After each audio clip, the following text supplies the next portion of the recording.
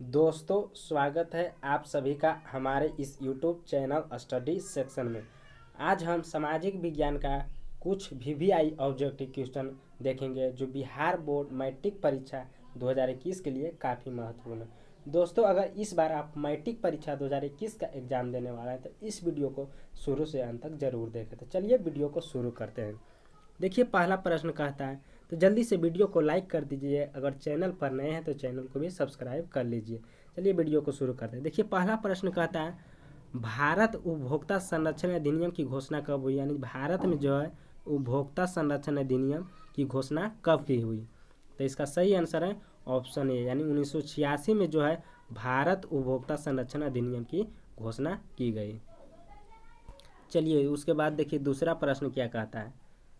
दूसरा प्रश्न कहता है, उपभोक्ता अधिकार दिवस कब मनाया जाता है? यानी उपभोक्ता अधिकार दिवस जो है किस तारीख को मनाया जाता है? तो इसका सही आंसर है ऑप्शन बी, यानी 15 मार्च को।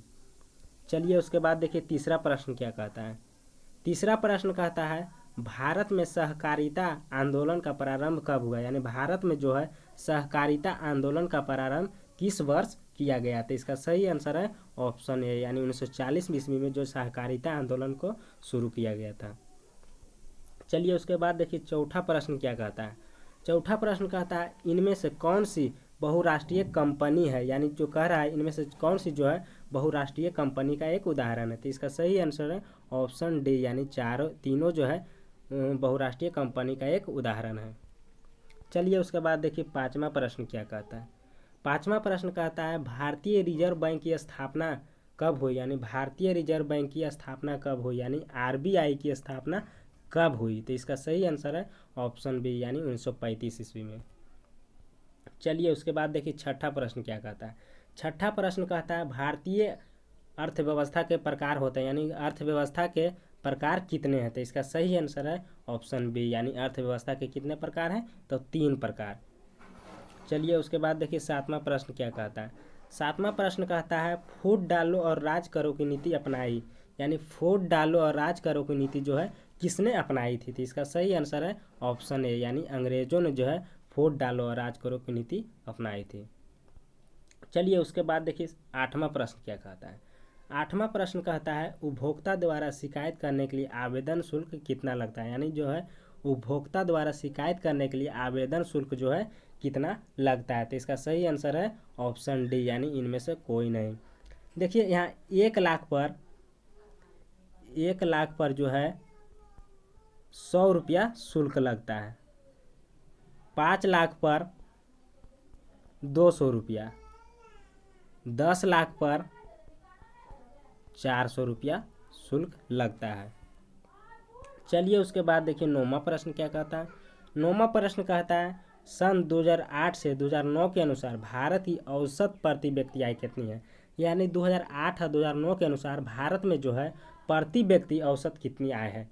तो इसका सही आंसर है ऑप्शन बी, यानी 25,495 रुपया। चलिए उसके बाद देखिए 10वां प्रश्न क्या कहता है। 10वां प्रश्न कहता है, यदि किसी वस्तु या सेवा की मूल्य 20 लाख से अधिक तथा 1 करोड़ से कम है तो उपभोक्ता की शिकायत करेगा, यानी किसके द्वारा? तो इसका सही आंसर है ऑप्शन बी, यानी राज्य आयोग में। चलिए उसके बाद देखिए 11वां प्रश्न क्या कहता है। 11वां प्रश्न कहता है, स्वर्ण आभूषणों की परिशुद्धता को सुनिश्चित करने के लिए किस मान्यता प्राप्त चिन्ह का होना आवश्यक? जो स्वर्ण आभूषण जो है परिशुद्धता को सुनिश्चित करने के लिए किस मान्यता प्राप्त चिन्ह का होना बहुत जरूरी है? तो इसका सही आंसर है ऑप्शन बी, यानी हॉलमार्क का होना बहुत जरूरी है। चलिए उसके बाद देखिए 12वां प्रश्न क्या कहता है।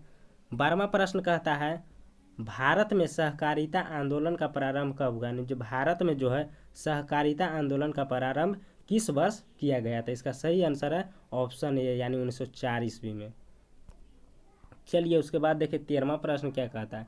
13वां प्रश्न कहता है, स्वतंत्रता पूर्व भारतीय अर्थव्यवस्था थी, यानी स्वतंत्रता के पूर्व जो है भारतीय अर्थव्यवस्था कैसी थी? इसका सही आंसर है ऑप्शन ए, यानी कृषि प्रधान। चलिए उसके बाद देखिए 14वां प्रश्न क्या कहता है। 14वां प्रश्न कहता है, इनमें से कौन सी बहुराष्ट्रीय कंपनी नहीं है? कह रहा है इनमें कौन जो है बहुराष्ट्रीय कंपनी नहीं है? तो इसका सही आंसर है ऑप्शन बी यानी पतंजलि जो है बहुराष्ट्रीय कंपनी नहीं है। चलिए उसके बाद देखिए 15वां प्रश्न क्या कहता है। 15वां प्रश्न कहता है आज़ादी के बाद भारत में प्राथमिक क्षेत्र का योगदान है, यानी आज़ादी के बाद जो है भारत में प्राथमिक क्षेत्र का योगदान है। तो इसका सही आंसर है ऑप्शन बी सी यानी घटता गया। तो दोस्तों अगर वीडियो अच्छा लगा तो वीडियो को लाइक कीजिए। चलिए मिलते हैं अगले वीडियो में, फिलहाल के लिए इतना ही।